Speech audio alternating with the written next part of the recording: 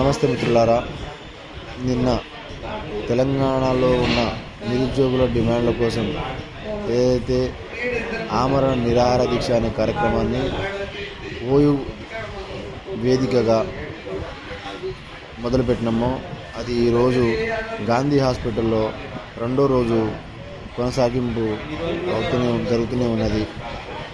ఈ సందర్భంగా ఇప్పటివరకు నాకు మద్దతు తెలుపుతున్న యావత్ తెలంగాణలో ఉన్న నిరుద్యోగ మిత్రులకు, రాజకీయ నాయకులకు, విద్యార్థి నాయకులకు, విద్యార్థి సంఘాలకు, మేధావి వర్గాలకు నా హృదయపూర్వక ధన్యవాదాలు తెలుపుకుంటున్నా. అలాగే ఈ సమస్య పరిష్కారం అవ్వడం కోసమే ఈ యొక్క కార్యాచరణ అనేది చేయడం జరిగింది. కానీ దీంట్లో ఏ రాజకీయ కోణం కానీ పర్సనల్